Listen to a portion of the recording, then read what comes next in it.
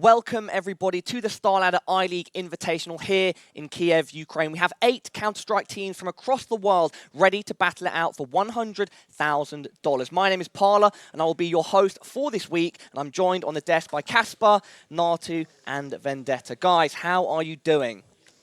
Doing pretty all right. Can't complain. Got a pretty sick setup here, actually. Pretty unique location, I'd say. We're in the Dynamo Kiev Stadium, if you are not aware. It's a pretty insane spectacle. It's going to be very interesting to see how the stage looks. Have you had a little peek already, Natu? Yeah, I mean, it's like you said, a football stadium, Counter-Strike. That's a combination you don't really get to live through every single day of your life, do you? So really looking forward to this, and it's going to be cool as long as we get a lot of people. Hopefully, and the weather is going to be our friend. That's one of the main things, right? But I think it's going to be an epic weekend. Yeah, Cadian, you've just come, like me and Natu, from DreamHack Tour. You didn't have a great time there. You were filling in for SK. Just rubbing it in. Get right. We're just bringing up the recent events, creating some context. But now you're here analysing. Are you happy to be here? I'm more than happy. Like this time, I can't really lose, can I? I can maybe be wrong in predictions, but that's fine. It happens to everyone. Yeah. Well, hopefully you don't find out a way of losing on the desk. Definitely some teams that are going to be looking not to lose are the ones that we've got coming up shortly. We are going to be talking specifically about the game SK versus Hellraisers, and on our Russian brothers and sisters stream, it's going to be Virtus Pro versus Worst Players, and Worst Players are standing in for Born of Fire, one of the Chinese teams that couldn't, unfortunately, make it here. And so, should we start talking a bit about SK versus Hellraisers? Yeah, we can do that for sure. We talked a bit about it before going live, and it's a rematch of the semi-final from the Evo Gfinity LAN event where, surprisingly, to me at least, SK went and win 3-0. SK is a team known for not having a specifically wide map pool, and Hellraisers, especially after the addition of Bondik, who maybe hasn't excelled yet and really found his place in the team yet, to like reach their top level yet, but like I feel like Hellraisers on paper should be a better team.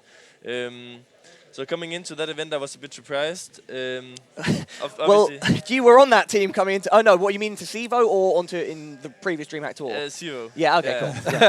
Like tours, I was still in the rubbing team, it in. so I knew we were gonna fail since I was playing with them in tours. Yeah. Not surprised, obviously, but yeah, it's gonna be a close game, I think. But already now, I wanna give out my small prediction, and I'm etching it out for Hellraisers.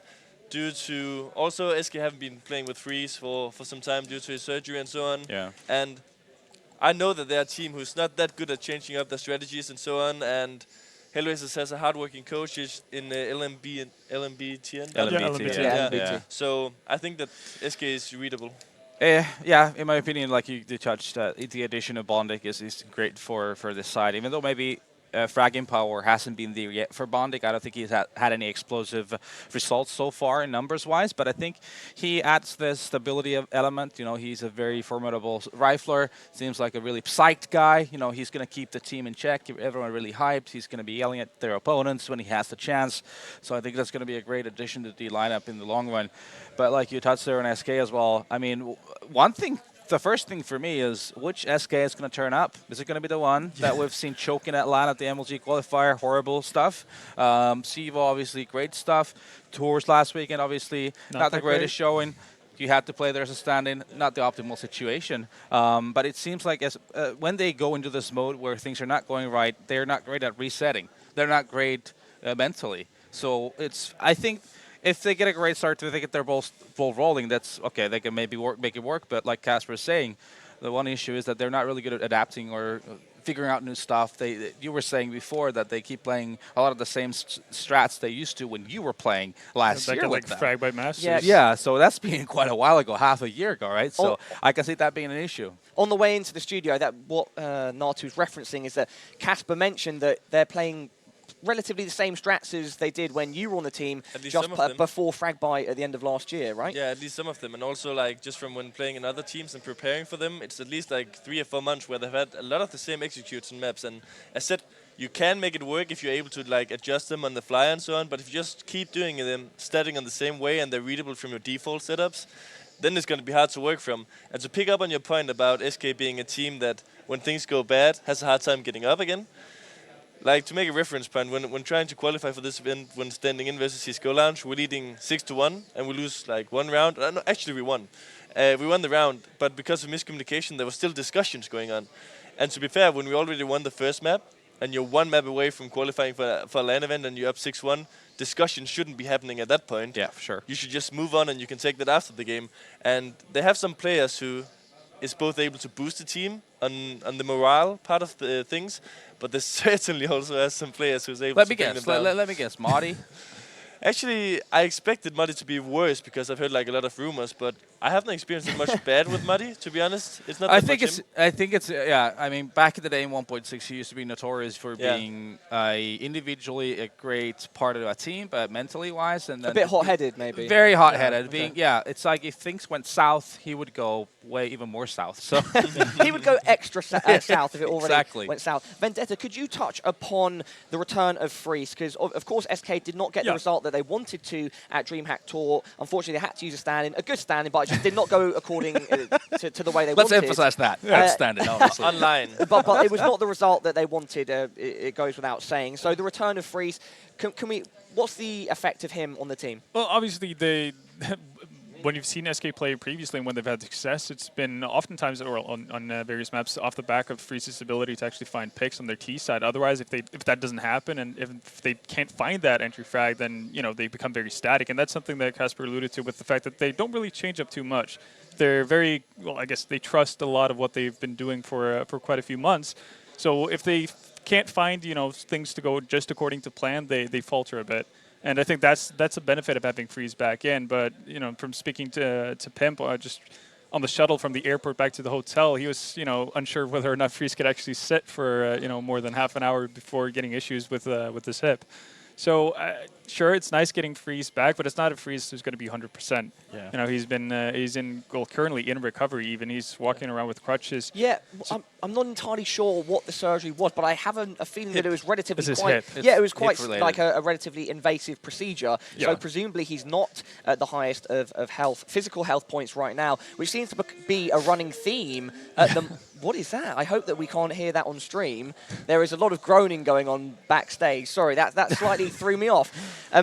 Which health point, in physical health in Counter-Strike is becoming quite the topic at the moment, because of course Guardian is here as well on Na'Vi, and we're going to have to see if this player as well can overcome what's been going on. Yeah, he was talking about. I was talking with Guardian at the airport. We arrived at the same time. He said he's almost okay by now. Apparently, it was like a muscle issue somewhere like around here on his arm, and it's like basically like when he's playing longer, the hand gets tired, kind of a situation right now. But he says he's 90-something% right now, so hopefully it should be fine. I think that's more than Freeze. Definitely, it's so way better than that's- Freeze. yeah. If he can only sit 30 minutes at a time, that's that- going to is be an that what issue is- in Counter-Strike.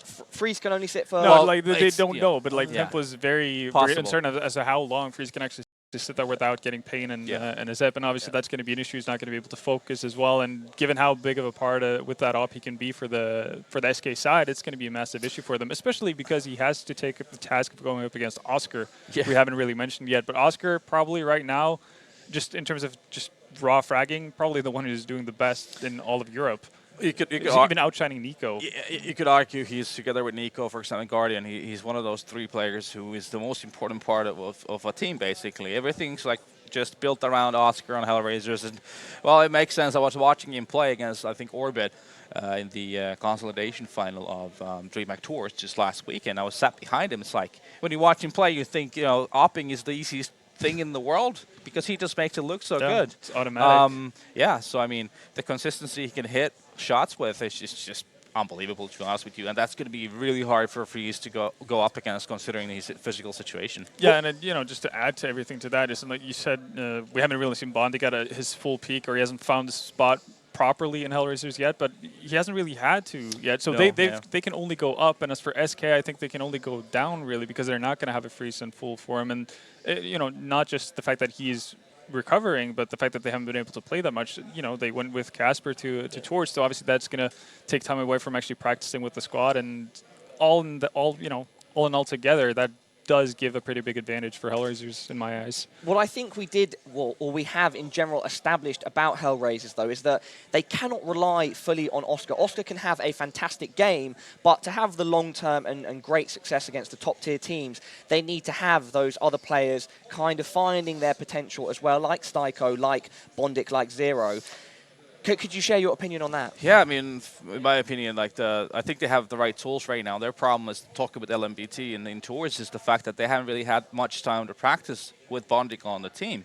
But when you think about players like Stiko, I think he's in a great prospect going further. He has one of the highest ratings in pistol rounds in all of the universe right now. And just watching him, he's really good with the USP, for example. So that's going to be a great asset if you can win most of the pistol rounds because you have some of the best pistol players. But I think it's about them getting their stuff together, basically, and just having a bit of time to fine-tune things. But watching them play, LMBT being super hands-on is going to, I think, accelerate that process a whole lot because you have that sixth pair of eyes who's really hands-on, he was always making sure everyone had the proper nades for the execute they wanted to do. He was reminding everyone of what they needed to, which grenade they needed to throw, and which tactic and so forth. So I think that's going to accelerate their process a whole lot. And give them a couple of months, I feel like they're going to be very, very competitive. Yeah, I just want to point out, like, when you ask about, like, oh, Nico, Oscar, these guys, and yeah, they're good, but as you say, you need more than one guy to perform to be able to win against a team who's, like, around the same level as you. So we saw some of the games. I think Oscar had a 1.89 rating versus Orbit and does 2. Something like 30 No, he had kills. like 2 point something, I 2.3, think. I Yeah. think was the highest. Yeah, and he lost, right? That was a map he lost 16-11 or something. At least he lost some Possibly. map with like an insane rating. So that just shows that you need more than one guy going off.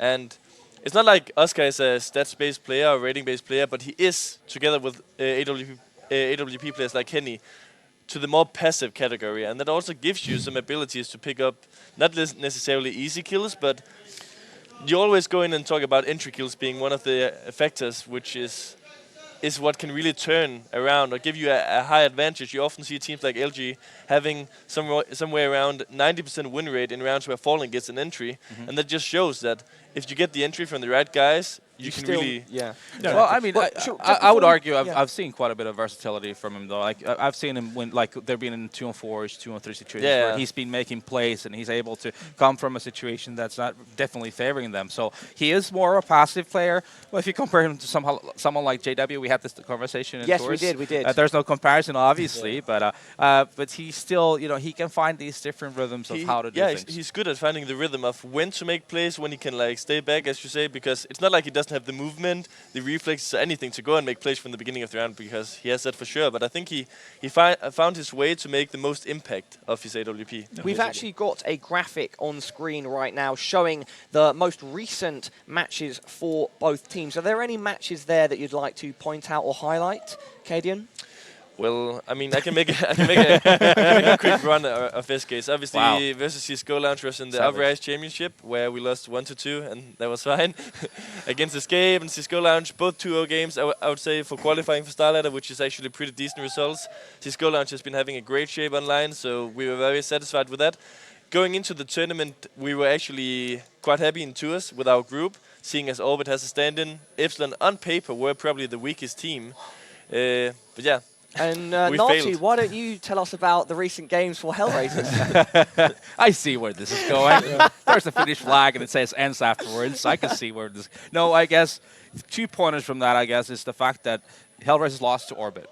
Something they hadn't done in the past. I don't even know how many encounters in maps, but it's. I think Orbit. I think it was Victor talking about black magic that Yes. Hellraisers has over the Bulgarians. But yeah, they finally broke it. But then in the end, Hellraisers did manage to come back. They did beat them in the consolidation final, and in the finals against Dignitas, the first map.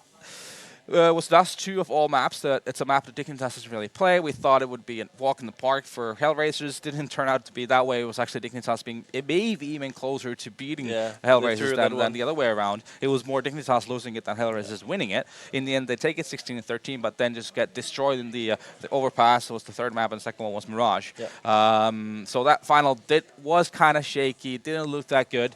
But, to be honest, got to be saying they're playing now against SK, who are not in a similar situation as Dignitas. Dignitas actually, even they've had a rough time recently, they actually seemed like in a decent shape at the minor, to be honest with you. So Yeah. I mean, they qualified for start, so Yeah. that's obviously Number an one improvement from what they priority. did last time. Exactly.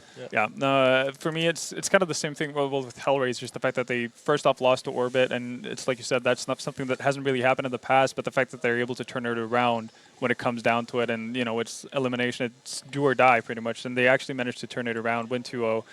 That's speaks volumes of how I guess their mental fortitude is working, and I think that's going to be another advantage that they have over SK. I think everything just went down the drain for you guys pretty much at Tours, and you can see that. You said it yourself, going up against Epsilon, that's a game you assume you're going to win, or you expect that you're going to be able to topple Epsilon, and it doesn't quite work out. You lose 16-14.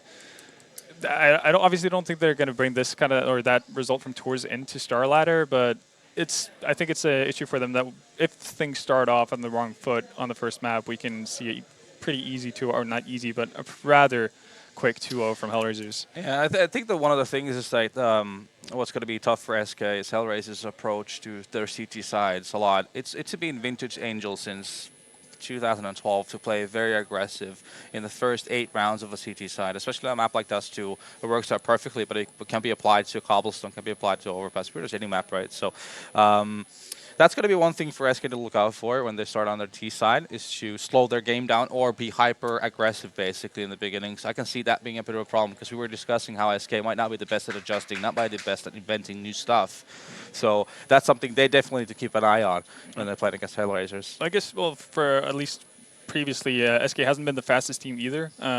So that's something that could actually work to their advantage as well if we're going to see that hyper aggression. And it's like you said, it's something that Angel is known for. If SK expect that, then they can definitely pick up an easy round here or there from that, or actually get into the groove of things and not get completely shafted initially. So, yeah, it can work both ways, but I think it's definitely, the first 5 rounds that the game is going to be, or for the first map, is going to be pretty indicative of how we're going to see things go. Let's look at the teams, specifically the players. Each of them, each team's players are on screen right now with this graphic. We've got Styko, Oscar, Zero, Bondic, and Angel representing Hellraisers. Oscar is kind of the standout for the team, Angel being the one with the most experience. And then on the SK side of things, we've got Moddy. He kind of represents maybe the Angel of that team, the one on with the most experience, or is Freeze up there as well in terms of time played, Natu, for SK? Yeah, I mean, definitely. This is basically, there's a mixture. SK lineup is from like Copenhagen Wolves, and Dignitas, and then you have Marty as the odd man out, and Magic Spoil, obviously the new kid coming in on the block, right? Then Magic Spoil is someone that I always look forward to be delivering the numbers, obviously, and Pimp as well. I think he's found his rhythm ever since that horrible stint of playing an AWP for Dignitas that I still don't understand to this date of what the hell was in their minds when they decided to do that. It still comes back every now and again. I still see Pimp picking up that gives AWP. me shivers when I think about it. He's not that bad as a secondary, like especially not on CT when he has to just be static and like hit the shot. Be a turret, that's fine. Yeah, but that's as serious. But the thing is, what was going on in their minds? No. What was going on in his mind? He's the one who wanted it. He's the one who's like, yeah, guys, I'll take it. And not only that, okay, let's say that you lose your AWP and you add another great rifler to your team. The goal shouldn't be to just get one of your riflers to be like full-time AWP. You should have him like Forest or something, like pick it up when it's needed. Not every round, and I feel like he was just trying too hard to make it work. And also for like on their team is also the fact that Freeze not only does he have a hip issue after the surgery, but also as far as I know, his index finger doesn't work properly. It doesn't work. It doesn't work. Yeah, he can't use his index finger as far as I know, right? He won 200 ECA pucks alone this month on how many days? 19. So I'm pretty sure that his finger is more than just fine. Yeah, but I know. But I was going to say is the fact that it affects his mobility because he can't use his index finger. Yeah. So he's a more static. He's a more very passive opping just because of that inability. Let's take a look at the bracket. All the teams are on screen right now. As we've already established, we've got HR versus SK. That is going to be our focus on this desk here. And then VP are playing off against worst players on the Russian stream, and then later in the day and later throughout the tournament, we've got Flipside versus Godsent, Na'Vi versus CSGL, who are, if I'm not mistaken, now Dobry and Gaming. Yeah, They gone are. back to their old Yes, name. they are. Should we, now we've spoken a bit about SK and HR, we'll get into prediction, maybe a bit more detail about them as the match approaches, but should we touch upon the Virtus Pro worst players matchup? It's quite an interesting one, because that should have been Virtus Pro versus Born of Fire, which was the Chinese team who were going to attend instead of the original team, which was Tai Lu, but then both teams couldn't attend, I think, due to visa issues, and now we have Simple's team worst players filling in for Born of Fire. So, have you got any initial thoughts, Cadian? You say that it's going to be interesting, but from watching the Yeah. online Well, games... Based on the personality, perspective. based on storyline, for sure Yeah, it's gonna be yeah, interesting. okay, yeah. But in terms of what the result is going to be, it should be I quite mean, clear-cut, no? I mean, they have some potential, obviously, in some of their players, but I've seen the online games, at least just like score-wise. You saw the and Copenhagen game? It's been Yeah. like insane. They lost like 16-3 against Copenhagen Wolves, who recently added 2 new guys, and then they lost big as well to Dendidi, who's like a Swedish mix, and I'm not impressed yet. Can but I put Oh. this into perspective?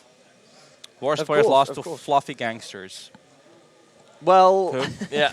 we can all lose Yeah. to fluffy gangsters once in a while, whether it's in-game or in real life. What is going on screen right now? We have the veto. We've got This is- bans from both Team Train and is- Dust2, and then, yeah, please, Natu, Yeah, go 100% straight ahead. makes sense, right? Dust2 being banned from SK is interesting, but then again, they're not they're banking Hellraisers not to pick Inferno probably. Yeah, and I think Then Train being banned by Hellraisers, they don't play it, and Cobble being banned by Hellraisers makes sense because SK beat Hellraisers 16-3 on it at SEVO. Yeah. Yeah. So now Hellraisers for sure will pick Cash. I'm quite confident, and SK will pick Overpass, and Mirage will be the decider. Yeah, this dynamic obviously changed a lot since we have ban for both teams instead of ban, or ban and then pick for Yeah. each. So obviously now this I would say probably Favors SK that they're allowed favors to SK a ban little too, bit, yeah. Because the thing is, they kind of on paper lost first map already because they have to auto-ban Inferno, which they don't play at all. Yeah. And then, I mean, I actually spoke with them a bit, and you guys predicted that... Cash. We've got a cash pick from yeah, Hellraisers. expected. And you guys talked about maybe Hellraisers going for Dust 2. They lost that map to SK at Gfinity, so I actually had a theory that they might have gone for Cass, even though they had the opportunity at to be Dust 2. fair, they lost every map versus SK at Divinity. So They did, but like Dust 2 If was I'm their if I'm SK, go-to I'm gonna pick Overpass at this point Yeah. because Hellraisers. Yeah, for sure. Well, they did pick it. Yeah. So, for example, Hellraisers wasn't. They didn't look. Even though it's a map they like to play, but they did not look too good against Dignitas at the towards finals. To be honest with you. Magisk is getting hyped up. We Then are it's gonna be waiting Cobblestone on for the decider. map. No, I never No, it's mind. gonna be Cobblestone. Mirage. I mean. Yeah. Yeah. It's going to So be... like, for example, what to look out for an Overpass from the SK side, There and we in go. general how It this is Mirage. how this team is built up is that they obviously have their 5 players, and Muddy and Magisboy is on the sides, so they're like lurking. Muddy a bit more aggressively than Magisboy.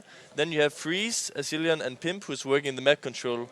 Most of the time, obviously, that goes on in the middle part of the map with like trying to smoke off choke points, approaching the side slowly, and then making a decision in the middle of the round from what they want to do. Freeze, as we talked about, one of the more passive AWP players. Very good when he's on point, because then he's one of those who doesn't really miss a shot and can be really annoying to play against. But we also see him sometimes, because of his lack of movement and so on, sometimes not perform as well as he can. But he has been in a lot of their big best of 3 wins. He's actually been their best player in terms of frags. But obviously, when looking at the player names, as you mentioned, Natu, Pimp and Magisboy is 2 of the players to look out for, because they can also really go off. Muddy, one of those players who has like the really big games, and then he has like one of the more quiet games, and then he can really go off again. And Azilian just, mostly I would say look out for him in clutch situations and on his CT sides. Let's clarify as well, if you didn't see during the veto, we are using Inferno as opposed to the new nuke. So there is no nuke at this tournament, we are using Inferno. And maybe for one of these teams, Inferno is going to be, all teams during this tournament, Inferno is going to be a map that they'd much prefer to play as opposed to the new nuke. I think most people are kind of in agreement about that. yeah, I don't think there's a single team that actually would like to play nuke. Maybe Astralis. SK as well, I think maybe. We practiced it a bit up till the minor, but as we talked about, we didn't get to play that many Yeah. maps, so it wasn't really useful. But SK has always been a team that you guys mentioned haven't played Inferno, so that map being removed and them having the opportunity of playing Nuke is actually great for them. But If I'm a team that wants to climb the ladder, this is the time to Yeah, you play Nuke. stop playing one of the usual maps, Yeah. be Cache, Mirage, or one of those maps, Dust 2, whatever, and then pick Nuke into your pool. Yeah. Because you have so many teams that are awesome on those normal maps, but obviously there's so much to learn on a map like Nuke. So definitely, it's something to go for most of these teams even at this tournament.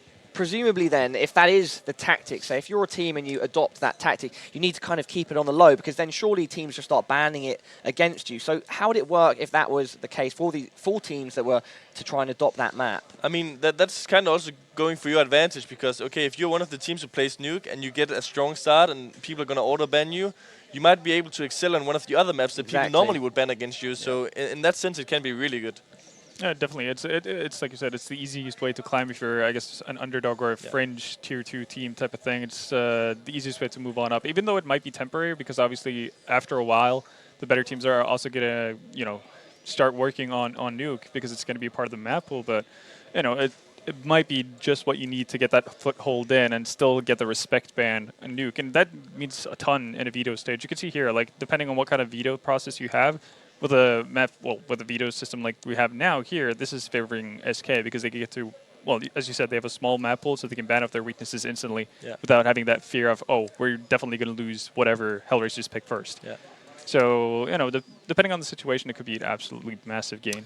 Yeah, this is definitely, especially this veto system they have here is going to favor underdogs a lot, because they get to veto either they can veto a weakness of their own, and they can maybe even veto the strength of their opponent as well. Because that's the debate you a lot of times have. Are we going to veto something we don't like to play, or are we going to veto their best map? And now they get to do both. So obviously that's going to help when they're, let's say, teams start playing against Navi, for example. Yeah. That's going to be a massive asset.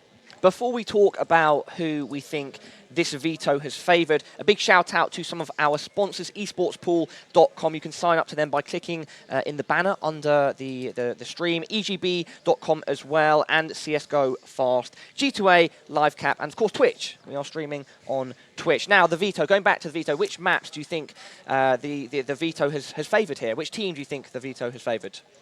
Well, I think the veto process is favorable for SK, but I still think in the end it's favorable for Hellraisers overall. Whether it's going to be a 2-0 or 2-1 is a bit up in the air for me, but I definitely think that overall Hellraisers should be stronger on all maps. I think generally speaking, this when both teams get to veto 2 maps first, this is kind of equal actually, because both teams like to play a similar map pool. But like Mena was alluding to there, basically the fact that I just feel like Hellraisers right now is the stronger team of the two. And they should be taking this. And what about you, Casper Cadian? You going to side with your Danish brothers or defect to Hellraisers? Sadly not. I mean, I could see them winning against them later on in the tournament when having some games on their hands, but I know Monty they actually looks very, sorry to butt in, but Monty does not look too up to the weather right now. No. He's looking a bit quiet. Yeah, we are out quite late, so it's understandable. Yes. But I think as soon as the game goes on, wow. the adrenaline is going to be pumping, and I think it's going to be fine. But in terms of the map pool, I think it's a pretty equal map pool for both teams. I think both teams with the veto system expected coming in to the tournament to play these maps, so no surprises, no one making some risky move or anything. It's all by the numbers. And to be fair, somehow it should seem weird that we are favoring Hellraiser, since these two lineups with these five players met like 2 weeks ago, and it was a 3-0 in a semi-final. But something is just telling me that it's going to be a 2-0 for Hellraisers, but potentially SK taking over pass. That was a bit of an anomaly, though, with the SK that you had for those 2-3 games at Gfinity was just, everything falling into Something place, you stars see aligning. once every year. Yeah, kind of thing. It's like a Christmas. shooting It star. comes once a year. Yeah, it's a shooting star. If it was anomalous, what was it that they were doing that was so different that allowed them to play like that? Because even if it was, an anomaly, I don't think anything a really. random No, result. it's just more of a case that, if you have Individually. 5 players all playing well, that's because that's rarely going to happen, that you have all 5 just hitting all their cylinders. But if that happens, then you can get a result like you had at Gfinity. That's the problem, right? They have skill ceiling on this team, but that they're unable to get more than 60% out of it most of the time. So, like I said, Christmas is only once a year, and they already had it this year. So it is hard for me to see. The only map that I can see really SK having a a possibility on this overpass, basically. In this last Casper, ball. if the team was better structured and they were using strategies maybe that were newer, fresher, harder to predict, as opposed to what you've been saying where they've been doing things very similarly for the past 5 months, could they hit their skill ceiling more efficiently? Could they play on a better level if they were changing the way they're structured? For sure, like it changes a lot when the opponent knows which way you're running into the sides when executing. What kind of Molotovs are you using? Like what kind of positions are you unable to be in? So for sure that has stop smiling at me, boys. For sure that has a really big effect, because when they already are one step ahead of you in terms of the mindset, they will have a big advantage. And as you asked about like Gfinity and so on, that's doesn't really matter when people are on point, but that requires that the players are on point. Then, you know, if you're hitting shots, it doesn't really matter if the opponents know what you're doing. But I think that it's really important for them to come home, prepare for the next kind of tournaments, elaborate on the strategies, make some kind of fakes of them, and even make a completely new playstyle on some of the maps to just surprise people. But for you who've actually played with SK, do you think this is a fault of not to put all the weight or all the blame on one player, Asilian being the in-game leader, like unwillingness to actually adapt, or is it just a team-wide thing that they're not really confident in trying out new stuff? To be honest, on that point, I think the team should be more helpful as well. Like, as you say, you can't really put it on one guy, even though he is the guy calling the shots. I mean, it must be frustrating for the other players to keep running into people who knows what you're doing, right? Yeah. So they should be like, okay, guys, let's join a server, let's try and change some things, instead of just like playing. But the thing is, as you guys know, it's hard with all these tournaments coming up. You don't even have a lot of time to go in on servers and prepare these things, and you need to try them out in scrims because you don't want to just like YOLO it through in a big tournament or anything. So it is hard. It's not like they don't know that they need to change stuff.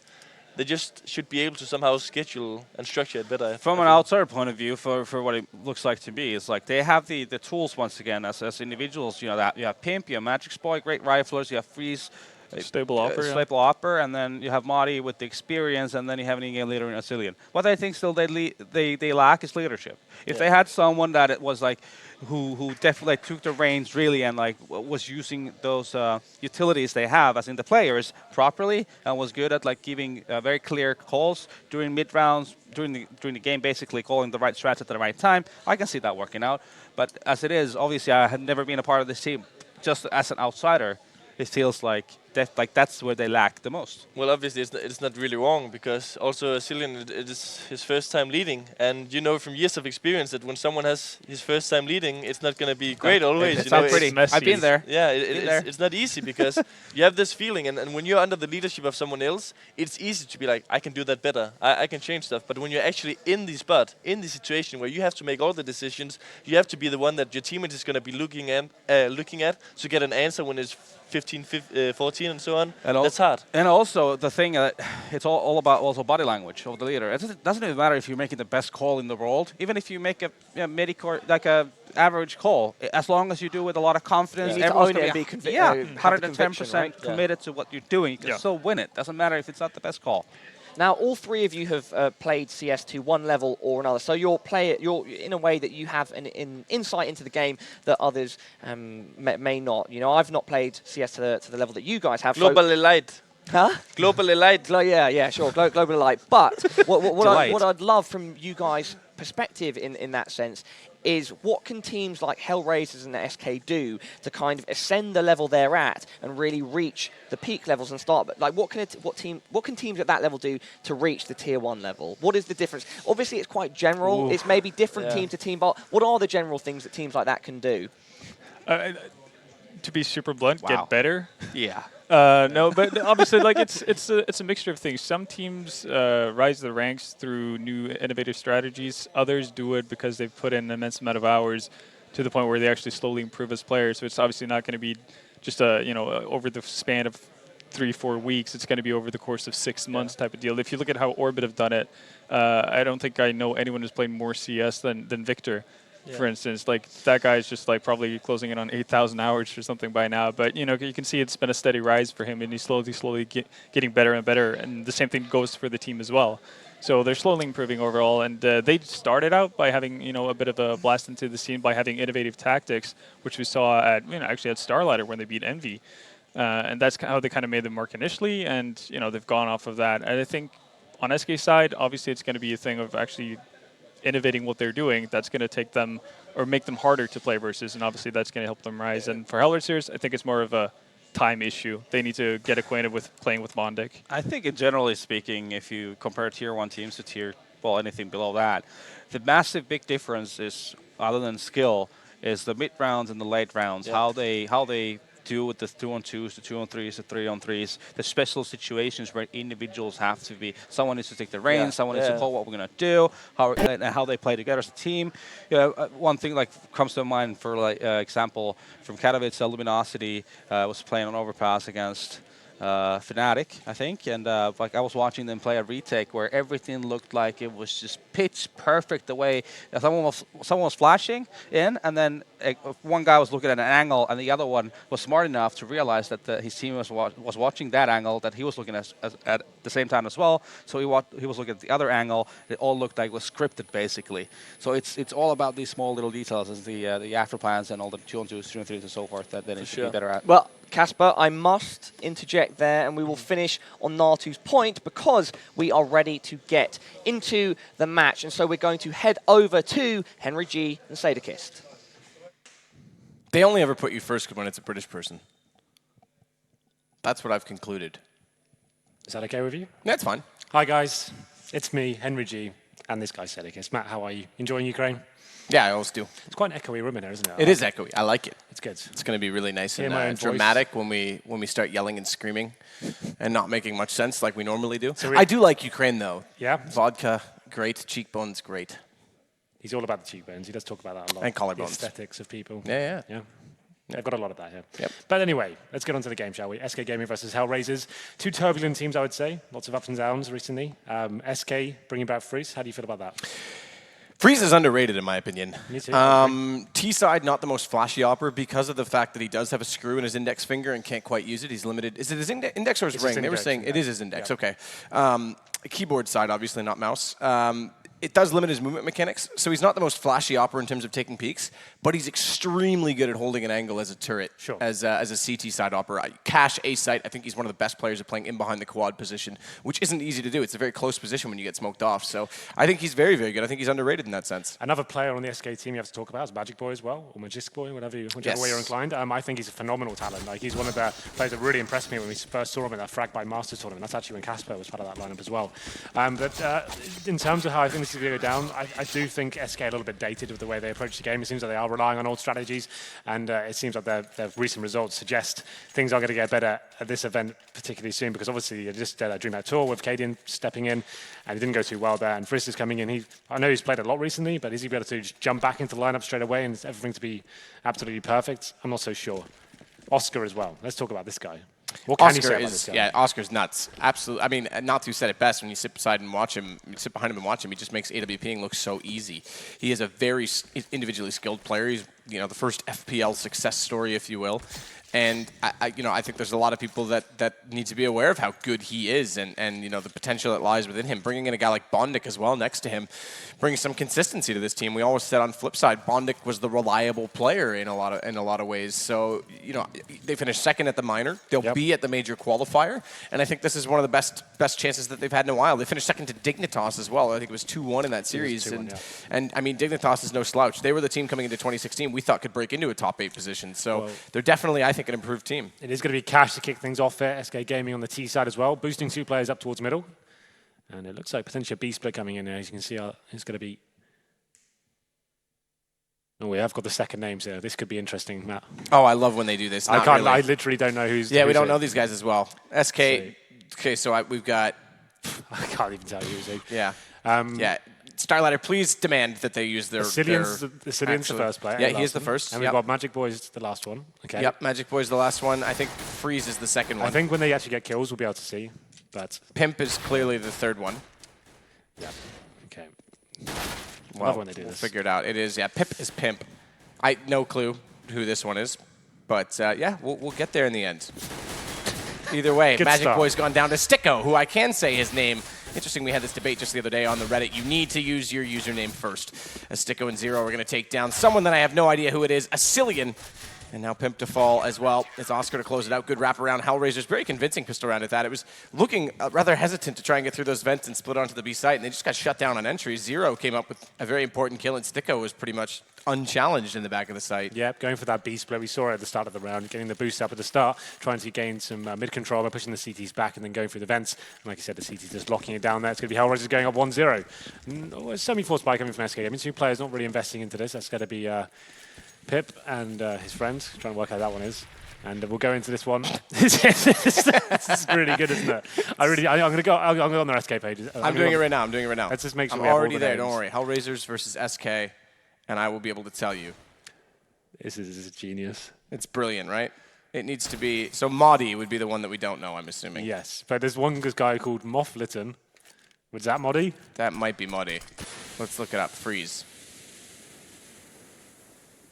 Which one sounds more Swedish, right? That's what we have to go with here. Yeah, so Joksen, that's Freeze. So Modi is the... This is a good question. They're not even using that's no one's name. That Muflitten. So let's assume that's Modi then. This is outrageous. Well, I'm assuming it's Modi, and either way, it's a Cillian that will get down Angel. At least his name's somewhat legible in this aspect. We're going to razz them for this the entire time, and then suddenly it will be enforced. Well, yeah, this match is going to be testament to why it's actually ruining the experience a little bit. Anyway, let's try and get on with it, shall we? Absolutely. Oscar going to get smoked off. He's the only one directly inside of the B site. They have got Zero trying to rotate around and get toward the heaven position, but this is going to allow them to cross in and potentially get a bomb plant. Never mind. Zero pops out at the right time. Bomb goes down inside a checker. Nearly kills his teammate for his troubles, but they've slipped through the smoke, interestingly, in behind them. So Pimp and Modi going to try and play this off and hold the rotations. Modi manages one with the Tech 9, but he goes down immediately after to Bondik.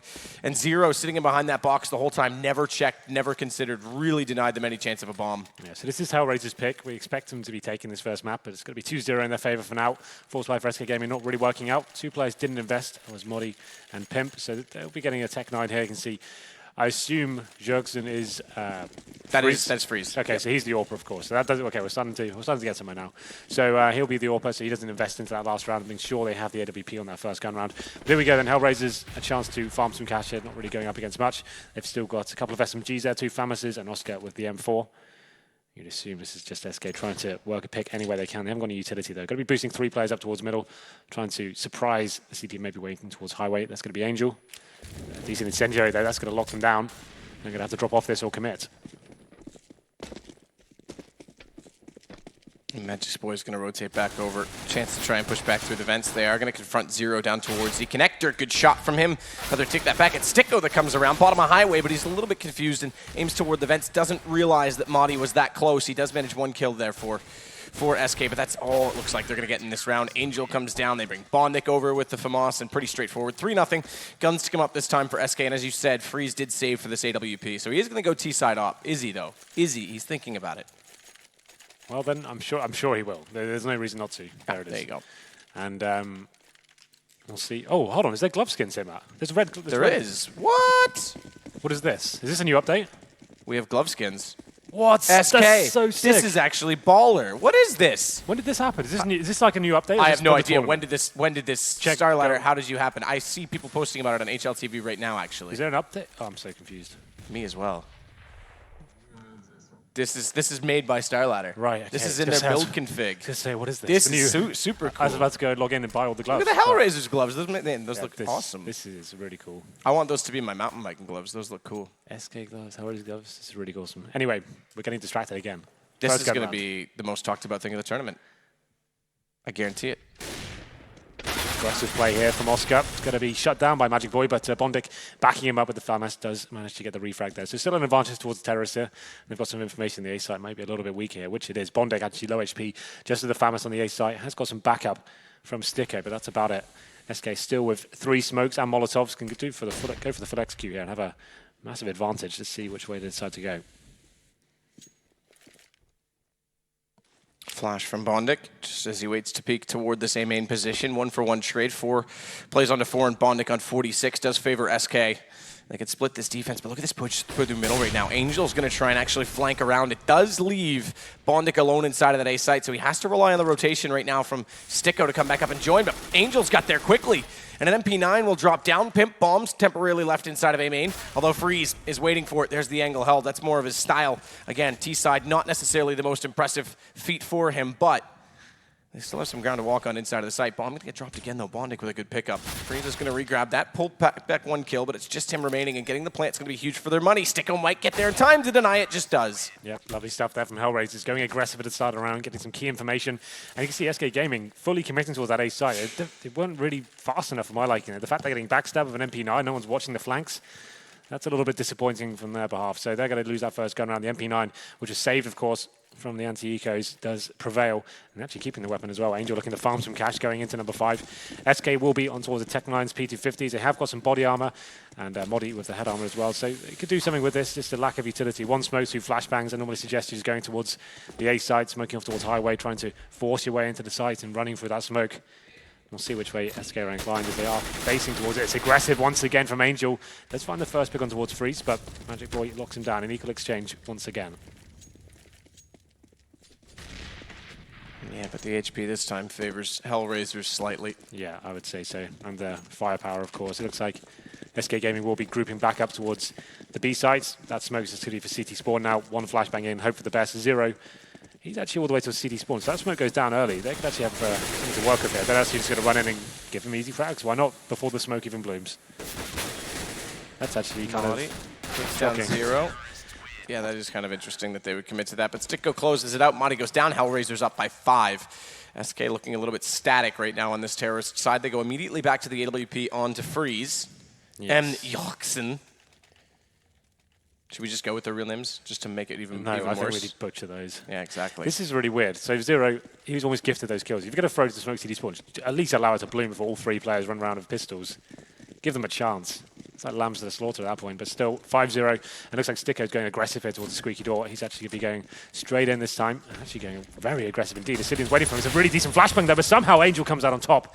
Takes down Ascidian, and now they're still keeping the aggression going ahead. Back towards A main. It's 0 that finds a kill on towards Magic's Boy, but Frizz shutting it down once again, but still a man advantage in favor of Hellraisers here. Still have a player committed towards the squeaky door. He's actually pushed very aggressive still. This is actually a really interesting angle considering they would assume he would fall back at this point, but let's see if SK can get back into this round. It's currently 5-0 down, and don't really have much to work with here. That little boost coming up from Sticko. This is a fantastic position. I don't think anyone will be checking this, but the footstep has been made. And there it is. I feel Sticko just had to hold his position there. Gives them a kill back. 3-on-3 now. And all of a sudden, SK do have some footing into this round. Ooh, player up towards highway.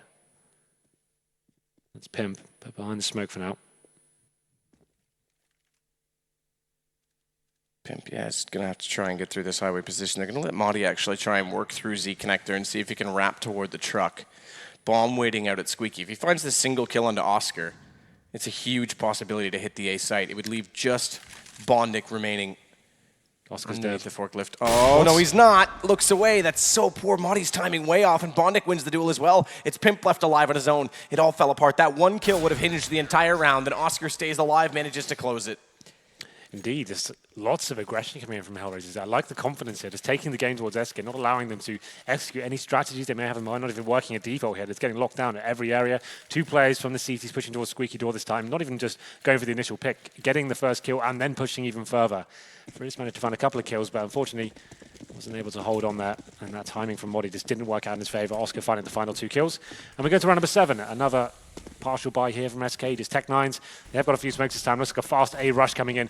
Quick smokes come in. There's the flashbangs. And they're just getting absolutely destroyed by nades. Look at the HP map. As soon as they come to the bomb site, that's just it. Round over. First kills go in favor of Bondic. And although it's a horrible little incendiary drop, they are going to take it out with the smoke grenade. And that's going to be a very clean sweep for Hellraisers there. Perfect edgy grenade at the start of the round. And SK just shut down before they even made their way through A main. And what can you say about that one? I think they're going to forget about that quickly. They're going to have to start forgetting about all 7 rounds quickly and try and find their first. I mean, this is definitely getting into a position where they're going to be desperate. Well then, we'll see. Freeze back on towards the AWP. He has been the only player really finding frags for me, but these defaults have been locked down by the CT aggression. Just seems relentless. And once again, it's Oscar looking for the first 2 frags. Once again, it's an equal exchange. That's been the storyline of most of these rounds, but it does Allow Modi now to pick up the AWP. Towards that B storage area. So still, historically, this does favor terrorists, especially on Cash. If you can spread the CT defense, then normally a reaction has to come in. This looks like the reaction right now. The counter boost coming up will be Angel going up on top, but you can see the terrorists are waiting for him. At this point, you need to use your gut instincts and see whether you can actually time it perfectly. It does work out. He's going for the double frag. I feel like that was an overcommitment. Once you get that man advantage back in your favor, that should be the round one. Felt like you should have fallen back at that point, but he wanted the glory. And now will be a 3-on-3. Still favoring the terrorists, considering they have 3 smokes and all the flashbangs required. So Zero's going to play at headshot toward B. They're leaving a Cillian to try and probe this A site to divide the defense further, potentially cause a second man to rotate. And then they can hit the B site. You know what? It's working. It's actually pulling Sticko back up toward the highway position. They're going to sneak toward the B site. This is going to be all too easy. And Cillian, not only that, wins the duel, which means Sticko has to stay here longer just to find out that he's alone. And thankfully, he's given up on it. Sticko's smart about this. He's already starting the rotation back toward the B site because this is going to be now a duel between Zero to hold it off and Pimp on the entry. And that's down, done, dusted, and he can plant the bomb. Yeah, surely a round now going in favor of SK. They have a player towards the storage area as well. He should be the one coming out on top here, but Sticko's aware of it as well. That's a great shot from him. Now it's the 1v1. We split to this camera, and it's the both players on the same screen. But you know what? It's just like 3D vision I think we're going for there. That's like, you get both eyes to look on the same area.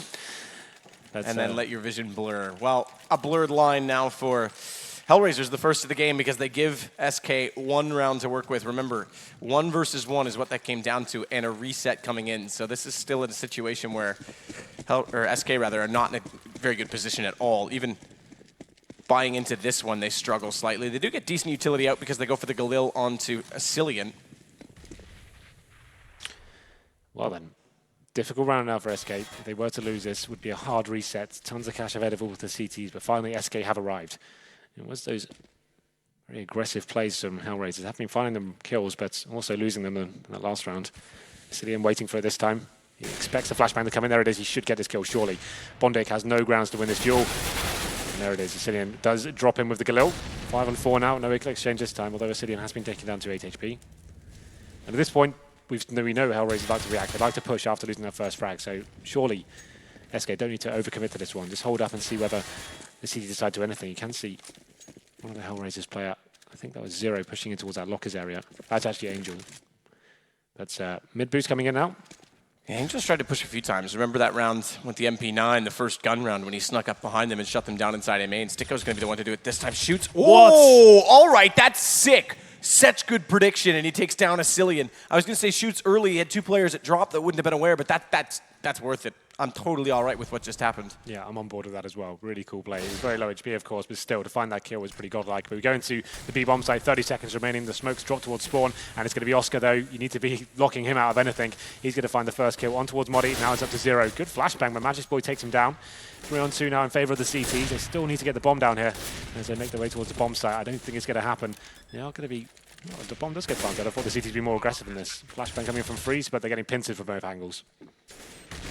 Freeze, though, going to push forward, take Sticko down with that bomb still ticking. He's got to find some ground to walk on because they're both low on HP. 56 for Pimp's reasonable to work with, but Freeze on 20 is going to have to be a little bit more careful. Good shot from Pimp, and now they know Angel's coming in from the main storage room. He's already spotted out. Pimp holds it off in a very important round as SK will pick up 2 in succession. Thankfully so.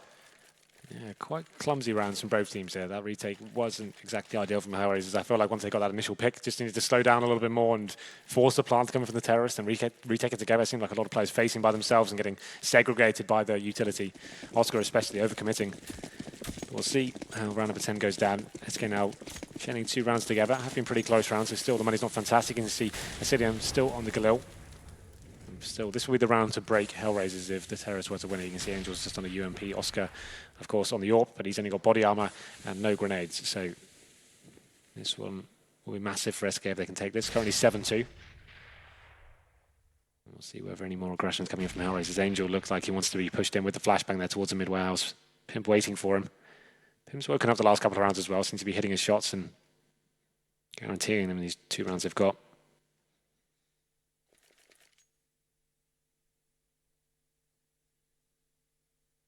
Tension's building, Matt. Well, 2 players boosted. Freeze going to hold the angle toward middle, and Angel's going to play inside of that smoke. Molotov to clear the vents. He should expect some presence inside mid then, but it's a pop flash towards main. Pimp may have heard that. Pimp may know he's here now. Flashes through. He's going to check Cubby side first. His teammates already dropped down, and this works out for Angel because that smoke's sprung up forward. They have no idea where he's gone. He picks up 2 with the UMP, nearly a third. But it will be Freeze coming over the top with the AWP to find the kill in return. Down to a 3 versus 3, and 2 players inside check. They're going to go for a reverse boost on this. No, they're not. I thought they were going to. This would be horrible timing, though. Here it comes, and it's going to be Modi that finds the first kill. Takes down 0. They know another player's going to be there. Sings that boost just came in, but it's Dosko going aggressive, of course. Finds the kill down towards Sicilian, and now it's going to be a 2-on-2. And the terrorists need to make their next move very quickly. Bondig's actually pushed all the way towards A storage. So he's actually allowing them onto the A site here. They're going to be aware it's an A play, but that bomb will be dropped. And Bondig could have been much more efficient if he just stayed on the site here. But he's going to find the first kill. Takes down Freeze. And now it's 2 versus 1. Modi on towards that quad area. It's a good kill from Oscar. Quick kill at that, so easy defuse finally. They're deciding which guns they want to grab. They've got the AWP already up on Oscar, so Bondik doesn't need to upgrade too much. In fact, it looks like he's going to stick with the M4.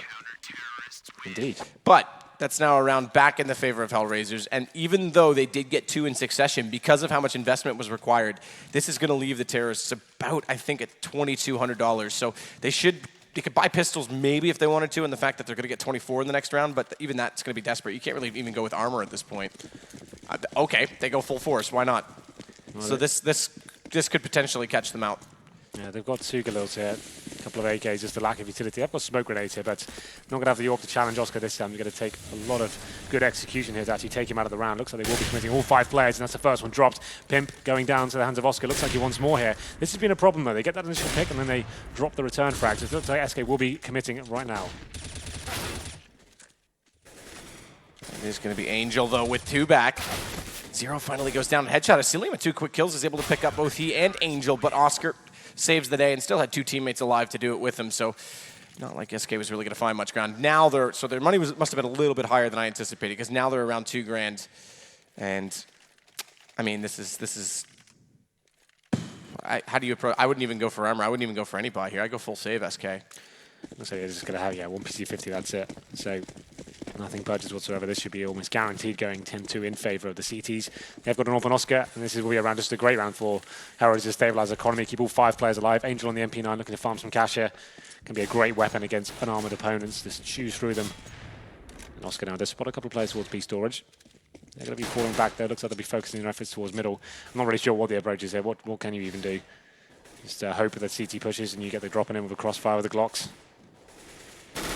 Angel getting baited in potentially. This mid warehouse. Well, that MP9 just continuing to click away. Does pick up 2 kills for Angel before he falls. Madi gets that kill back, but Sticko follows it up, and thankfully Angel's made up enough cash from buying that MP9. He'll have a full buy again this round. Do you think the gloves was something we'll actually see in game one of these days? Dude, I think this would be... and look, the StarLadder.com on the wall behind them too. Oh yeah, I think that this is something that's missed in-game sort of promotions. And remember CPL? Remember Mill had the kitty and the sign would switch to the CPL sign. Yes, Strike had one as well down toward a main. And stuff like that. Yeah. I think that'd be really cool to see come back. Now I don't want it to see overselling and over promotion, but the gloves itself for teams, that's another thing that Valve could do at Majors. I think they look really cool. I would buy them. Need grenade skins as well. Yeah, I want smiley faces on the tag. Good boost over, but it goes the other way. Magisboy is able to take down Angel. I want a Pokeball for my grenade. That would be quite cool, the Pokemon package. Anyway, like you said, another counter boost coming in from the CTs. It looked like Angel actually had to drop on Magisboy, but he comes back and actually takes the head off him. 5-4 once again for the terrorist. Can they capitalize here? A little execution. Molotov's coming in towards sandbags and the vent as well, just clearing out every area. That's actually going to force the CTs back towards the A side. They still have Oscar with the AWP. You assume he'll be falling back to that quad area, and this is the reaction coming in. We always talk about the CTs having to get real estate once they lose middle. Needs to be getting some information on the map. They did push towards A storage, didn't get anything for it. But Ascidian now, he's towards Squeaky. Looks like his teammates will be going back towards mid. Well, actually, maybe towards A storage. This could be the A split coming in. Sticker going for that aggression, and should be working out in SK's favor. I'm almost sure of it. Okay, bomb dropped. That can make things problematic. Well, hugely problematic. Sticko does get 2 back, though. Cillian Freeze down, and he holds the A site completely stylishly. 11-2. SK is looking very, very stale and static. They can't find the entry kills required. They're getting outmanned in every situation, and they're not actually even getting a read, really, on these entrances against Hellraisers. This is making it look a little bit too easy for Oscar there. Like, they get the first pick, it's a 5-4, and then they're just running out with a couple of Molotovs. He's actually just finding the first kill quite easily, and then they're so tunnel vision towards shutting him down. His teammates just capitalizing and getting the big spray downs, and that's 11-2. It's another eco for SK. It's, I guess, a partial buy. Got some body armor, Tech 9s, and one smoke grenade. This should be almost certainly going 12-2 in favor of Hellraisers. A very one-sided affair so far. After getting a couple of convincing rounds here, SK haven't really showed up in the first half of Cash. Will be flashing in towards Quad now, hoping to get that first kill on towards Bondic, but he comes unflashed. Shouldn't be able to get anything out of this, actually. So there it is. SK get the first 2 kills. Sticko answers back, taking down Pimp. Bomb planted, though, but a decent incendiary. I don't think that'll stop the plant just yet. There it is. So the bomb does go down inside the flames, but once again, the prediction, Sticko takes down Acidion as he's rotating towards A main. Oh, but look at the boost, though, up. They know there's 2 here. This Molotov's going to force them both out in the open, and they both go down. Sticko plays it perfectly and look toward A main. Has massive damage. Good response, though, as Freeze comes back out with a Tech 9. Smoke off, though, and Oscar's going to try and stick this. No, I take it back. I thought surely he would try and grab on that, but he doesn't have a kit, so he goes for the face. And it actually works out. He's easily got time. Absolutely. Lots of time. Very well played there from Oscar. I guess he's going on the fact that most players, when they're very low HP, won't decide to face, so he's thinking, well, that's what he wants me to think. So I'll do the fake defuse here. Well, I think also if he had a kid, he might have stuck it. Yeah, true. But that was a really nice play from Sticko. Actually, that incendiary coming in towards the core position where they're both boosting as well, just flashing them both out and getting there. But there it is, on your screen right now. That's lovely. And the 1 versus 1, they've done so much damage at that point. You can just get the kill on him when he came to face. It's the last round now, 12-2. And it looks like SK Gaming around. They do have the AWP, a decent buy here after getting the bomb down. So they've got smokes, Molotovs, all ones towards Frizz. And we'll see if they can actually do anything with this round. Oscar gets a first kill, though. He takes down Modi. Modi's one of the players who's been actually really stand out for SK recently. He's actually been superb, especially at the Gfinity event. It's one of his best events we've seen in a very long time. But for me, he's been very quiet so far. I can't even remember a single instance he's actually contributed. But we'll see what the rest of his teammates can do in this 5-4. Good shot from Bondic. Follow it up, too. Shuffles over. Magis Boy's just standing in the open. Completely open. Not even any utility to cover him off. Nothing to try and catch a peek. Pimp's going to do the exact same thing. Tries to find the same gap. This time there is a smoke on the left so he can justify it slightly, but a push through. Good catch. Pimp dodges that flash perfectly. And down goes Sticko, but unfortunately 1 versus 4 still. 13-2 at half, and Hellraisers just dominate it. Yeah, that's pretty brutal, I have to say.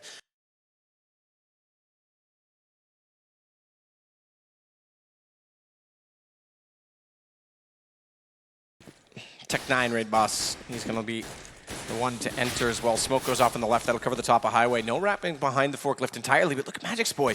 He's got 3. Make it, I was going to say 4-0. Almost gets his head blown off as well as the crosshair placement was decent, but finally a response. This may give them a bomb plant, but look at the positioning right now of Freeze. They notice the doors open inward, so they will put some attention toward him after the plant. If he had been a few steps sooner, it could have been the end of Bondic after he put that bomb down. But as they look that direction, now the retake comes in from Truck. Bondic does win the kill. On to Pimp, though, but Modi, immediate response, and Zero's got no escape plan from there. Pretty simple play there from Hellraisers. Does get completely shut down by Magis Boy. We did call him out at the start of the round, or the start of the game, I should say, as being one of the superstar players on SK. One of the younger talents, of course. Broke into the scene in December 2015. And been trying to improve ever since. Great fragger. Just needs the guidance from some of the older guys, Modi and Freeze there, to kind of rein him in and try and get the most out of him. But he steps up in that pistol round. And it's going to be Hellraisers going into the second round. We'll see what kind of buy they bring to the table. Surely not going to be investing much. Oh, okay, full force here. Why not? They want to go all in this one, so most teams would buy up in the third. They're going to be going for this in the second. Tech 9's armor. This is what Envious used to run. It was very successful when they used to try it in 2015. Buying up in the second. Back when Envious was a good team? Well, don't go that far. I'm just kidding. But like I said, most teams after getting the bomb down will buy up on the third and bring the AK to the table. It looks like Hellraisers are going for that Envious kind of style. Smoking towards A, pushing through them and just shutting down the weaker buys from the CTs in terms of SMGs and Fantasies. First shot does go to Magis Boy quite easily with the M4. Freeze. Tech9, though, no awareness at all as Bondik gets one kill. That Oscar comes up the highway, completely divides the attention of the defense, and Pimp has to fade away behind these smokes. It's now a bomb down at a 4 versus 3 retake coming in from SK. Now, thankfully, there is one kit. Making now 2 as Marty picks one up. I was going to say 1 only on Cillian, but this will give them a bit more time to work with. Watch for Sticko, though. Head armor and now an M4. If they can play off them, if they can get him information with the pistols, the Tech9s at that, which are also lethal, this could be a huge round for them, and they're going to take this. They are absolutely going to take this as Oscar takes down 2. Get wrecked.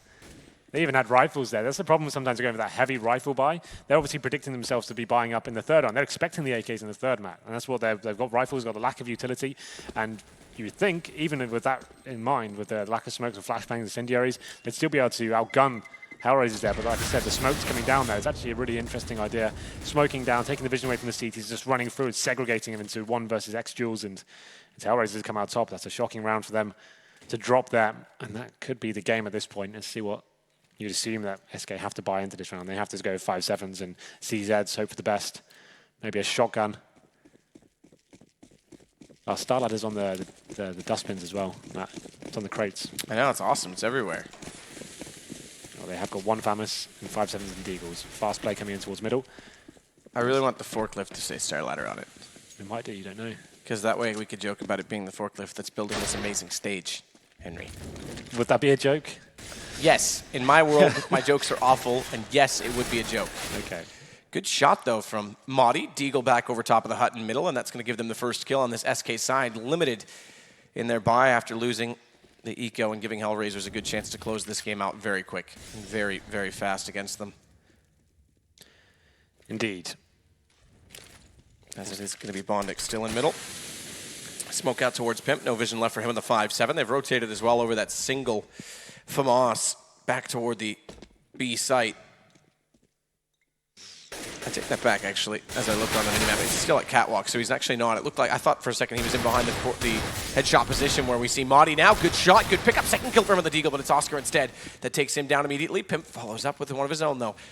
And that's all the way up from heaven. Freeze is going to be well-timed, actually. This could go the other way. We could see a double eco situation because Oscar's so low and Pimp's buying space by just having his distraction at the front of the site for Freeze to come in. This is going to put the bomb down, but Oscar's going to get caught out. It's now 1 player left alive, 0 with a FAMAS inside of the site, and he's at 59 HP, but he does have armor to try and work with. He's going to try and get a better angle, and they've got it figured out. They're going to try and push together. Brilliantly done.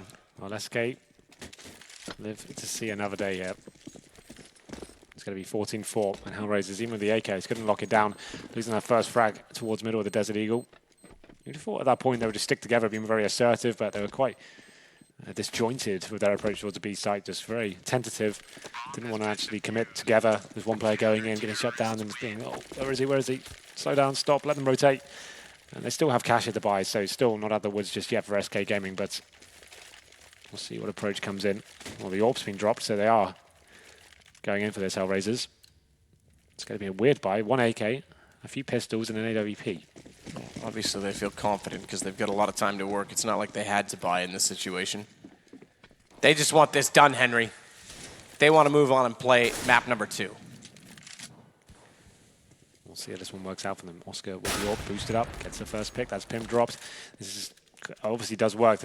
CTs wouldn't be expecting an AWP coming out this early, considering the circumstance, but it's here. And it's doing work as well. Modi taking down to 56 HP. On the other side of the map, Magic Squad is waiting towards that MPK position. He's actually the only player towards A as well, so this could be problematic for them if they were to Molotov him out. We'll see what they decide to do. Stickett is waiting by that squeaky door, opens it up. Just gets some guessing now as he smokes off towards highway, takes that vision away and puts Magic Squad in a more difficult position. 4 players lurking in through the A main position. No smoke out on the mouth, so they can execute with Molotovs in toward that fence. That does move 2 players, one of which is Magic's Point. He gets caught by Oscar, so this force buy, it's working out. Freeze's timing is off. Bondik still to his right. He nearly caught the player with the bomb, jumping toward the site as it goes down, but it's a Cillian and Modi, so we're going to have back-to-back rounds all the way through this, each picking up 2 early on in the second half. Back to Brack rounds is right, Matt. Back to Brack, is that what I said? Yeah. I liked it. It's like thank you. It's a new saying, I think. Thank you. 15-4, sorry. So yeah, it looks like a pretty poor setup from SK. This had 1 player on the A sides, and if you're playing the MBK position, I don't know in a single instance where that's not going to be Molotov. It's just him by himself. He gets flashed and then Molotov has to fall back. Easy kill gifted over towards Hellraisers. And yeah, that's pretty much game, I'm afraid. Looks like SK will find a couple of kills here, but at this point it's just about saving the guns. They're not going to get much out of this, but they do manage to find all 3 kills. Unable to pick up the 4th as Cillian does drop as well, and Modi left alive on about 10 HP, I think it was. They've got nothing to work with here. It's 1 point away from taking this first map, Hellraisers. Is this their pick? I could not tell you these things, Henry G. Could not tell me what. If it's their pick. It is their pick. That's what I said. It is their pick. I thought you said, is it their pick? No. This is just Hellraiser's pick. It is their pick, I see. So we go into round number 20. We have got 3 M4s, a UMP, and a 5-7 on towards Freeze. Surely this is where it's over. Unless SK can find another glorious round here, and potentially 10 more after that. Boost for Pimp. Bondic staring this down, though. He's ready for it. Nade bounced intentionally to cover off the reverse side of the boost. It won't do much more than 20 damage, in fact, on the button for Pimp. Boost up in the corner on A. We haven't seen this yet. Magisk Boy going to be waiting to see the entry point. And Pimp's actually given up on trying to go over for this counter boost, and thankfully so, because as we still see it, Bondic is staring down that position. Well, at this point, Hellraisers just want to make sure they throw away any single frags. They want to search for Enzo here. They know CTs are up against the ropes in terms of the economy, so a little boost coming in there.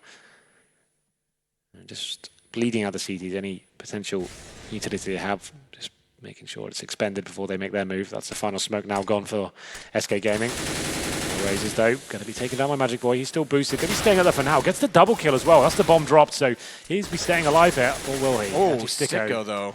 That's a crazy double spray. Nearly transfers it back. Gets awkward. Pimp goes down, though, traded by Angel. And Zero's going to try and work inside of the site. Late smoke out toward the top of Highway. Redresses the one that's already there, but look at Monty. Good timing. Doesn't catch the kill on Zero. Now they know he's there, but they can't fully commit to him because they have to find the second player in the form of Asilian. And Zero's got better positioning though up on Catwalk. Smart jump to get there, but Asilian's aware of it. He's going to try and stare this down instead and give the information to Monty. Now it's a pinch onto Angel. He may have planted the bomb, but both are pushing, both are pressing, and SK is going to pick up the round. Keeping the dream alive again. Somehow it's Magic Boy boosted up who gets the first 2 frags. It looked like there was a decent response there. It was a sticker with a double spray down, one through the smoke as well.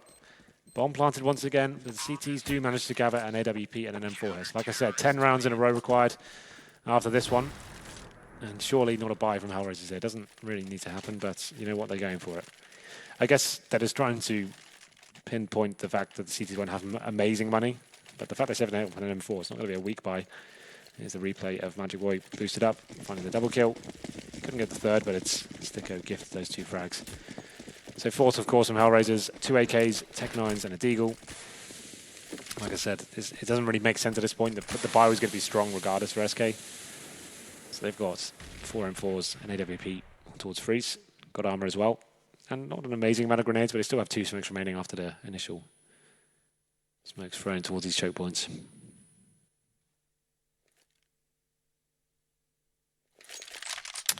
Magic's Boy inside of the site. Flash bounced in his direction. Lets Angel get the position and take the headshot well executed.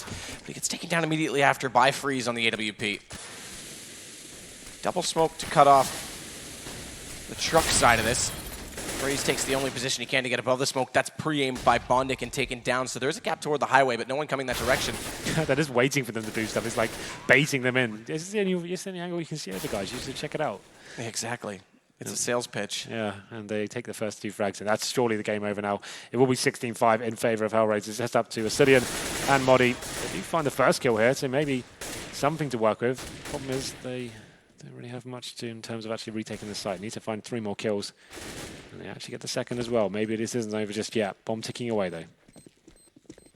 Ticking faster. 2 versus 1. Asilian playing it with the M4. Has a kit to work with. Does find the first kill. And he's going to hold this. This is an absolute hold. The push coming. No, he gets off it. He might have been able to. It would have been close. I think he would have had about 1 second. So Angel would have got there regardless. But it is now going to be Hellraisers, as you say. 16-5. A decent and valiant attempt on the retake. But overall, SK just not in this game. Yeah, not at all. A 13-2 first half. You knew that was over after that stage, unfortunately for them. Hellraisers very aggressive, very confident, I have to say. They're just locking them down. Whether it was a read they had on SK, whether they were very predictable in terms of their defaults. They were just pushing towards Squeaky Door, towards A main, pushing in B store to Oscar as well. They're just shutting down any sort of execution potential that SK had there. They didn't really have an answer for it. The only rounds they actually won were some very, very close clutch situations. And they haven't really turned up yet, I have to say. Key players for me, like Modi, as I said, Gfinity, one of the most the best performances I've ever seen from CS:GO. Yep. And he didn't really seem to have that any sort of contribution today. I think the desk called out. He looked a little bit tired when he was on camera. Maybe he's just kind of recovering still. I don't know. But still, he's the best of 3. They're not out of it just yet. That was Hellraiser's pick, and I'm sure we'll get a better game in the second map. Well, let's hope so. I mean, they've got to come up with a lot more in the execution. The fact of the matter is, I mean, as Cadian says, they look stale. They're running the same executions. That says they're lacking creativity, and they definitely weren't finding the entries it required. They got 2 rounds in a row over toward the B site, but both times it was one-on-one and a lot closer. Even their post plants were a little bit scattered and rough, Henry G. Absolutely. We'll see what they can do. The second half was better, I guess. They win the pistol. Very good play from Magic Boy towards that A site. He got 3 kills. But that was really all that really happened to them. They won the pistol, and then there's a 4 spies. Relentless from Hellraisers. They managed to win the second round, and then there was a reply from SK. You felt like the game was over at that point. They were just holding on for dear life. They managed to get it to 5. I guess that's less embarrassing than 2. But still, just completely trounced there by Hellraisers. Well, I think we're going to take a short break. Get ready for map 2. When we come back, we'll see if SK have anything back in this series, or if Hellraisers will swiftly move forward into the next bracket.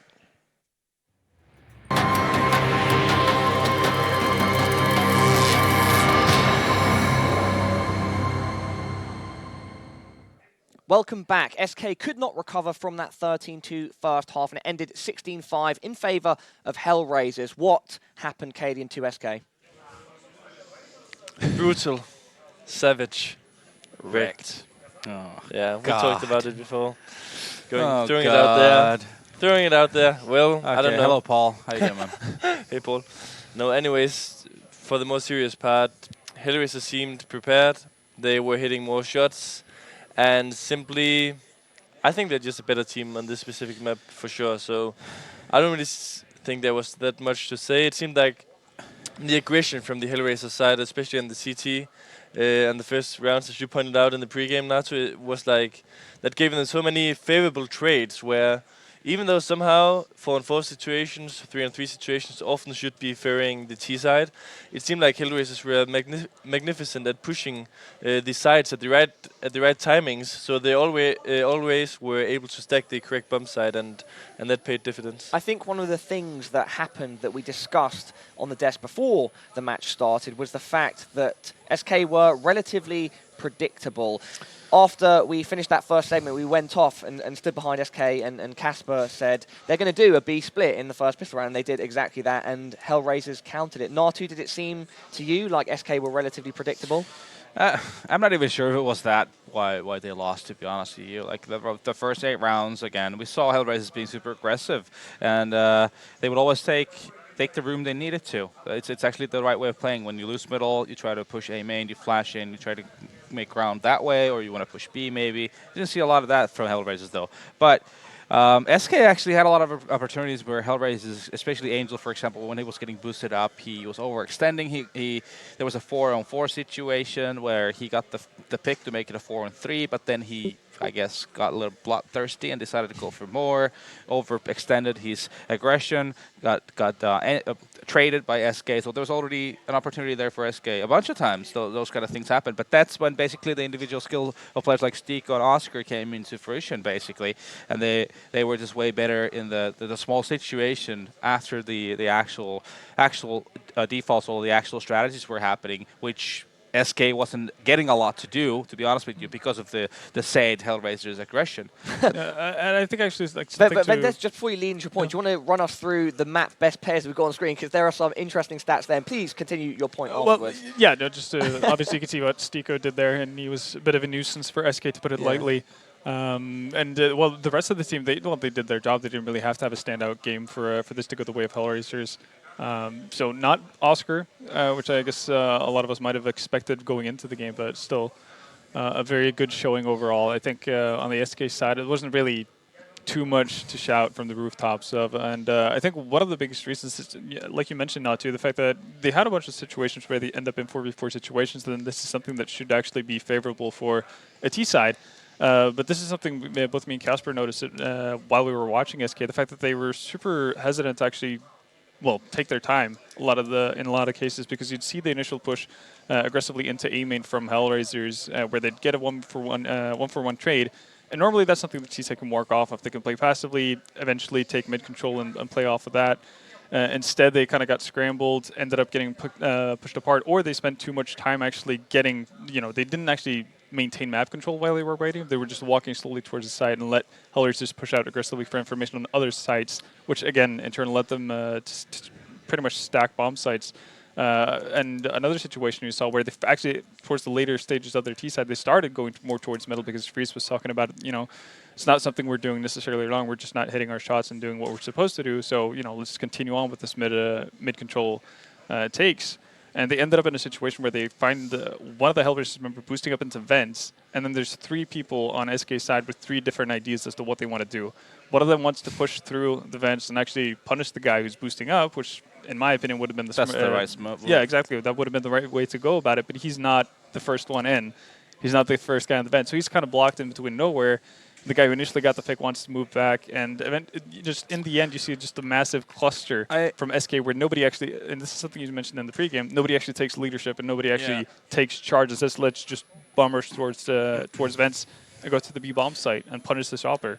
I think a defining moment for me was, I think it was right now round 9 or round 10 when Zero pushed door, kind of YOLO style. He got picked off, and then Stiko decides to just go door as well. He goes in, he gets a pick from there, and then he extends all the way to see that there's nobody around A main. He falls back, and then they stack 3 to B, and that's where SK was going. Even though in the end it became a 2-on-2, and it was PIP individual effort that win SK the round in the end. But that was kind of a defining moment. Hellraiser is so good at this information game, so good at reacting, so good at pushing at the right moment, understanding that, okay, the situation does not favor us. We are the one that need to initiate now. We are the one that need to ground some control of the situation, and we cannot just stay put and wait for what's SK going to do, because that's when we're going to be in a situation that is not going to favor us. But I feel like that it was like that the entire half, that Hellraisers decided the pace. Even though they were CT and everything, they decided everything which was going on in the map. They decided when pushes were going to happen, when they wanted the first kind of aim battles and so on. And that's something like, if you play with confidence and you're hitting more shots, it's going to pay off. And also, we're talking about all the small things that went wrong for SK, which in the end made the loss like a really big loss. Also, we had a round where they wanted to do a B execute. The guy who originally Molotovs off the AWP, who's like rotating after smoking the entrance on B, who's rotating to the vent room to check us, to kind of watch for the deep angle. That Molotov from the guy who's normally throwing that, I think is Muddy, didn't have it because they were low buy, they didn't have that much money. Then they were asking, who has a Molotov? And then Freeze said, I have one, but I'm not sure if I can throw it. And they're like, okay, just try. He tried, he missed the Molotov, they lose the initial entry, Hellraisers know what's going on, and yeah, it's just a suicide mission. It's Polish, isn't it? And also, like, what was I going to say? Oh, second round of CT side. I got triggered once again watching a CT side play a bomb site against a potential force buy. Why? Seriously, like it's just the wrong way to do it. You're just playing into the advantages of a Tech 9 or a CZ, basically, or a P250 even when you're close range battling it. Should they essentially be playing it as a retake in that situation? Yes, 100%. Make it a 5-on-5 retake. You have one guy playing the bomb side. He's trying to get information. Once the smoke start raining in, fall back.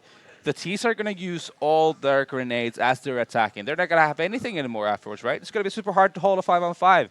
So on the CT side, you will have the smokes, the flashes, the Molotovs. Make sure you buy them, obviously. You can Molotov all the crucial corners, the forklift, the back side, even the default plan. You can smoke off A main. You can even make a little strategy for it. You can smoke off between the red container and the wall at the bomb site first, and then take over forklift. Because that's when it gets really uncomfortable for the T's in the afterline, once the TZs have forklift control. Then you can smoke off A main, and then Molotov the site, and just basically swarm the site. What the hell are they going to do in that situation? Instead, they have 2 playing the bomb site. Magic's boy goes down to 10 HP within a matter of seconds. The other guy falls back, goes on heaven. And he's not able to, he's sort of in the situation, but he's really not. He's not even able to help him. Magic's boy dies, and then the second guy, I can't remember who it was. Oscar came from behind middle highway. And then he got backstabbed from highway, and it all went to shit. But the thing is, there's 2 points about that round. One of them is that Hellraisers is leading 13-2. They lose the pistol, and they get a bomb plant. The initial idea in this situation is to just do 1 eco, and then buy the next one. That also showed on Freeze's buy. He only had a Tech 9 in this round. And I think that's why they kind of wanted to play the side and try and deny the bomb plan, essentially. But as you also said, the terrorists are using all their utility in these kind of force buys. And the reason why they do it is because people are somehow still stupid enough to play these kind of sides. Because the terrorists often lack the plan to afterwards. When you get the bomb down, you're like 2 guys in quad, you're 1 guy hotspot, forklift, and 1 holding A main or something. And then if you're playing it by the books, like you're suggesting, you smoke off A main, you molest off the quad position, all of a sudden the terrorist has nowhere to really be, and then it's the easy retake. So I think SK got kind of surprised by the buy, but then again, just You're play not it safe. supposed to. Yeah. In that case, some maybe poor decision making by SK. They could have been more optimal with what they were doing. Going into overpass, how can they change that? What can they do to take over that map and win it? Because it's not like Hellraisers are a bad team on overpass. No, they're definitely not. I think the map plays very differently because, well, more and more teams are playing aggressively on CT side, right? Like you play to actually have some sort of map control, which is not something. Well, we didn't really get to see SK play CT side all that much. So that could be a good thing for them if they actually get off to or if they get to start on the CT side, and they can basically just get into the groove of things early on. Because what we saw initially here, it was them just getting run over from the start. I think it was something like 7-0 before. Yeah, it was 7-0 before they got around. And exactly. But those rounds that they did get, they were okay. They weren't they weren't flukes. They weren't sort of lucky, but they couldn't create the consistency to get more than that. And so if I'm not what wrong, was the issue there? when they had the 2 first rounds, they won. The 3rd round was the last round where Hellraisers essentially would be able to buy. had money, And if I remember correctly, that was the they round. had 2 guns and 3 pistols. Yeah, Yeah. and that was the round where they ended up having that vent situation where they could have pushed, but they didn't. So essentially, if they had made the right decision in that round, they could have had a T-half with 6-7 rounds maybe. Exactly. And then the game would have been looked completely different. So yeah, again, it's like the small decision makings. We can just put this in a nutshell. Lack of leadership. Yeah. Like we alluded to in the pregame. And Before we continue talking a bit more, we actually have an interview with the coach of Hellraisers, so let's head over to that. Точно не потренировались. Мы прилетали частями. 3 позавчера, вчера, сегодня в 3 ночи один вот последний человек прилетел, сидит вот так. Но он прилетел в то же время, в которое наш соперник, поэтому я думаю, что это не очень большая проблема. Да на самом деле нет, не готовились совершенно. Играли 1,5 недели назад и проиграли первый раз. То есть до этого не проигрывали, проиграли 3 недели назад. Но готовиться как бы времени особо не было.